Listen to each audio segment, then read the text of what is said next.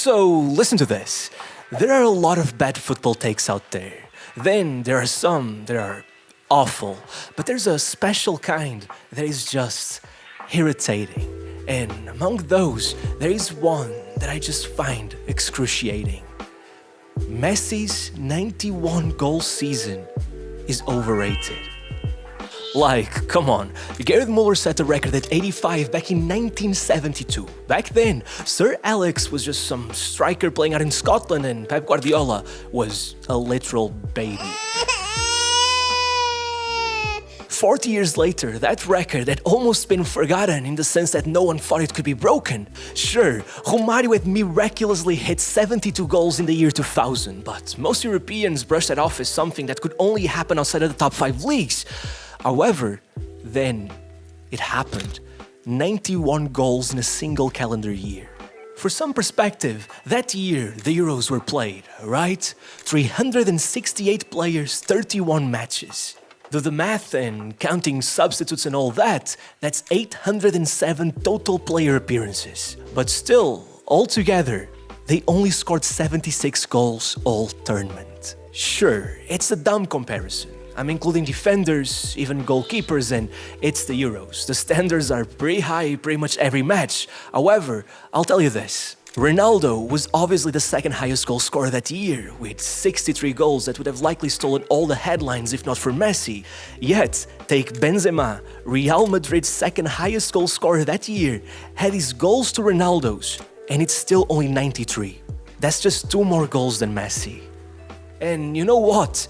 If that still feels a bit underwhelming, I'll give you one final comparison that I think you'll appreciate. In that calendar year, Man City won their first Premier League title.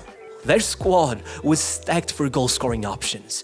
Agüero, Dzeko, Balotelli, Tevez, Yaya Touré, and Nasri. And still, if you add together all of their goals, club and country, because I don't want to see anyone complaining in the comments about that, it all adds up to 90. Still one short of Messi. And still, no matter what, I still feel like the one thing that makes that number look more impressive than anything else is that Messi himself never even got close to repeating it. He never even made it past 60 in any other year of his career. So, how can it be that there are still people out there who think that year was overrated? Well, first, trolls, haters, whatever you want to call them. But much more interestingly, as I was saying in the beginning, what annoys me the most in this case is not that they're wrong, it's that they're actually kind of right, just for the completely wrong reasons. And I know, it sounds like I'm about to commit football sacrilege, but hear me out. If you could rewatch any year from Messi's career as if it were the first time, would you pick 2012? I don't think anyone who actually knows his career well would. And the reason is simple. As amazing of an achievement, as amazing of a stats line as those 91 goals were, 2012 just wasn't his best year. Look, tell me another thing. What are your top 3 favorite performances by Messi? The absolute most memorable, the ones that define who Messi is as a player in your head. I'll give you a few more seconds, but I can bet almost none of you thought of any performances from 2012. And you know why? Because if instead I had asked you to name the best performance from 2012, most of you would have told me it was the match where he scored 5 against Leverkusen. Which is phenomenal, obviously, but it is also a last 16 match that had already been resolved in the first leg. You see what I mean? The stakes weren't exactly the highest. Messi's season wouldn't have been any different if he hadn't scored any of those goals. And that's it. Check any list of his top 10 or even top 20 ever performances online. That's the only one from that season that ever shows up. Maybe some of you will mention that famous El Clasico where both he and Ronaldo scored 2, but really, and sort of ironically, that was like a 2-for-1 special. I don't think anyone sits and thinks that was one of Messi's best ever performances. And honestly, that was the overarching theme in 2012. So let's break it down. First, the elephants in the room. How do you score 91 goals and not win the league? Well, it's gotta be the team, right? As I saw in one of your comments just a few days ago, football is a team game. Messi could score 91 goals, but if the keeper lets in 91, it's the keeper who lost him the trophy, not Messi. However, that just doesn't apply because Barcelona had the best defensive record in the country. In fact, one obvious thing that has to be pointed out is that Barcelona had 91 points regardless, 30 more than third place Valencia. Those 91 points would have won them the league in every season from 1997 till 2009 at the beginning of the Ronaldo and Messi era. Because that's the thing, Messi scored 91 goals that year, but obviously not all of them were in La Liga, and La Liga's top scorers table that year is the stuff of legend. Let's put it like this, Falcao finished his season with 24 goals. That would have been enough to win him the Pichichi La Liga's top scorer award in 29 out of the 50 seasons up until Messi debuted. Yet, if you check the top of the goal scorers table at the end of the season, you'd find that Messi hadn't just scored a few more goals than him, he had scored more than double. 50 goals in 37 games. Before him, the record was 38, split between Hugo Sanchez and Telmo Zarra. But Falcao wasn't the only one to get unlucky that year, because in that top scorers table, between them both, was Cristiano Ronaldo with 46 goals. Meaning, he was unlucky because he didn't even get an award for that, and Messi was unlucky because had any other player been in Ronaldo's place, he'd surely have won the league. As much as 50 league goals is one of the most ridiculous things you've ever seen, two guys scoring 96 league goals between them is even more ridiculous, and unfortunately that 4-goal difference wasn't gonna sway the league title anyone's way. What ended up making the real difference was in which moments, in which matches those goals were scored.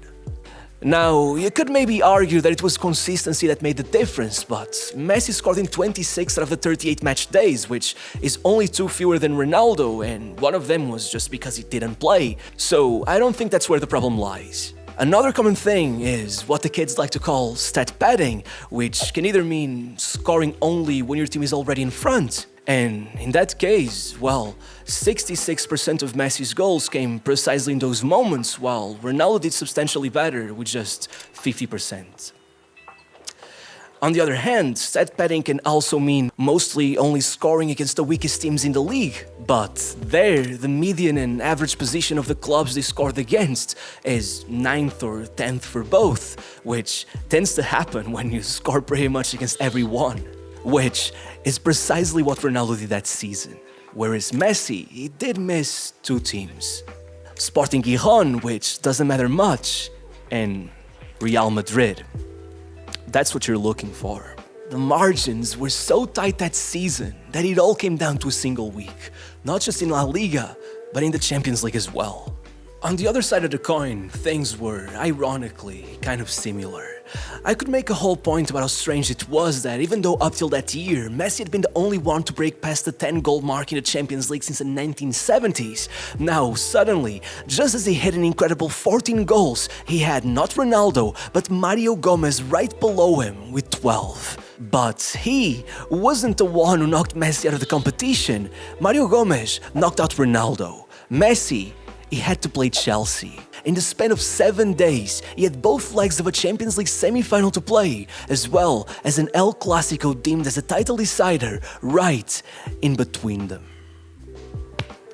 Going in, Messi was on a streak of 26 goals in 14 games. 14 games in which Barcelona had won 13 and never gotten defeated, while Chelsea weren't even top 5 in their league. Yet that day, as unlucky as they may have been, even hitting the post twice, they lost 1-0. That already broke their mentality quite a bit, but then, you know, having already failed to score in his previous 3 El Clasicos, as the newspapers claimed there were 2 men and 1 league for the taking.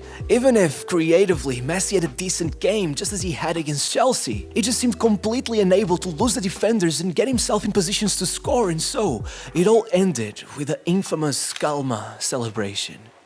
By the third of those matches, the second leg against Chelsea, they had no option but to come back and win. However, even though Messi would be assisting the goal that put them in front 2 minutes off of half-time, not only did Chelsea somehow take back the lead before the break, even if only on away goals, but right as the match restarted, Fabregas went down in the box. Yet after scoring all 12 of his penalties that season, Messi hit the bar.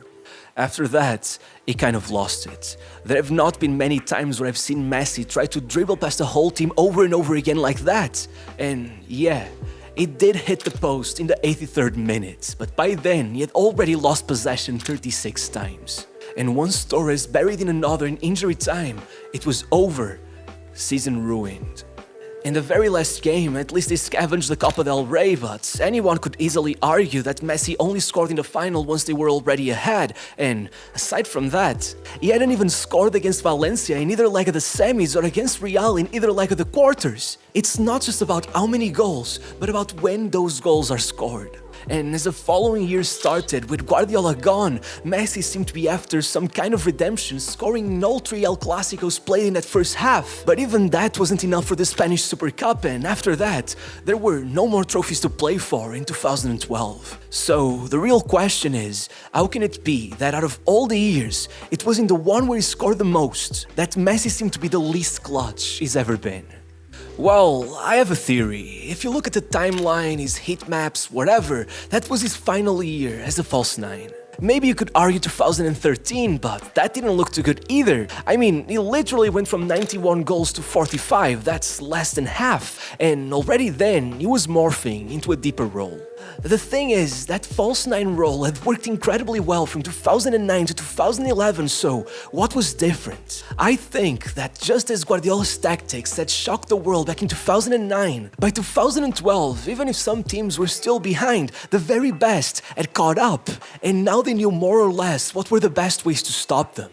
In the words of Guardiola himself a few years later, we were playing brilliantly, but I was on my knees and had no new tactical ideas left. That was why I had to leave. People forget, he was still just a rookie manager at the time. Sure, he had made his ideal football philosophy work, but what comes next? That's an even harder problem to solve, and you could see it. This guy had Barcelona playing in a 3-7-0 formation at the Club World Cup, and even worse for a guy still learning his ropes, the Barcelona president at the time, Sandro Rosell, reportedly rejected his plans to make drastic changes to the squad once Pep realized they were about to get left behind. There's claims he was willing to go as far as selling both Piqué, Dani Alves and Fabregas, but they just didn't let him. Add to that the injury of David Villa, and from my perspective, I see that Guardiola was left with a system that was imbalanced, in need of a rework, and without the proper tools for that, he looked to the one player he trusted above all, and decided to just put his old tactics into overdrive and just hope for the best. But the reality is that with everything flowing towards Messi, while also expecting him to help a bit with the build-up, even if his impossibly high usage rates allowed him to put up numbers never seen before, he also ended up being stretched thin. And of course, not only is that the kind of thing that tends to show up the most in big games, but those were precisely the ones against the teams that were now starting to somewhat learn how to stop that system. In other words, that version of Messi got pushed further and further, shining brighter and brighter until it just burned out like a supernova. And you saw that in 2013, as he went for virtually no injuries in 3 years to spending 126 days on the sidelines then. Not to mention that, yeah, his goal tally got cut in half. If putting Messi in the middle felt like a stroke of genius at first, by the end, he barely looked like the Messi we knew from before. Listen, one thing that I find funny when some casual Messi fan claims that 2012 was his best year is that, technically, you could argue that was his most Penaldo year. Not only did his assist numbers get cut in almost half from the year before, but 78 out of those 91 goals were scored from inside the box. He took 17 penalties that year, aside from Ronaldo and Immobile, that's maybe the record. And I feel Messi fans especially always talk down on tap-ins, but I went over the 91 goals one by one, and though some may be debatable, I'd say around 40% of his goals were either penalties or tap-ins. In fact, similarly, even though not all of those are tap-ins, one thing that surprised me was that 57% of his goals were scored with one single touch. If you compare that to his dribbling peak of 2010, back then it was only 36%. When I picture Messi, I picture him dribbling through whole defenses at once, but for the most part of 2012, as you can see, that was not the Messi we got. In conclusion, I feel like that take is kind of like that meme, where the dumbest football fans claim 2012 is overrated because they just hate Messi. The casuals claim it is the best year ever because of the big flashy number. And finally, there's the hardcore Messi fans who really understand his career and understand that he definitely had better years than 2012. And if you're asking what years those were, well, a lot of people like 2018 or 2019, more mature Messi sitting a bit deeper, in 2018 still managing just 57 minutes per goal contribution, his second best after 2012, but we all know that was not it. There's also the sextuple year in 2009, but it was still young, his numbers weren't quite there. 2015 is obviously incredibly memorable, great numbers, a lot of trophies, almost all you need, but Neymar took the spotlight away from him far too often for that to be the one. Personally, I always wonder about 2010, I mean, the numbers were already insane on their own, but then you realize he wasn't the main penalty or free kick taker, and guess what? If he'd had the chance to score 14 penalties and 7 free kicks the way he had in 2012, it'd be up to 79 goals in 5 fewer games, that's 67 minutes per goal. In 2012, it was at 66, and aside from that, it was his peak dribbling season. However, still only the League and Super Cup, so I guess that leaves us with a year that, in my opinion, is the one to rule them all. 2011. Sure, 59 goals are a lot less than 91, but that year, Messi put down 37 assists. Meaning, he did not have the all-time record for the most goals in a calendar year, but he did have the record for the most assists ever. And even if his time with Argentina was a bit disappointing, at Barcelona, it wasn't just that he averaged a goal contribution every 60 minutes, but he did that while taking 5 out of the 6 trophies, only missing out on the Copa del Rey, all throughout scoring in every other final, with maybe his best ever performance in the UCL final, after having already scored in every knockout round to get them there. And guess what? La Liga's top scorer that year was Ronaldo. It's not about how many you score, it's about when you score them.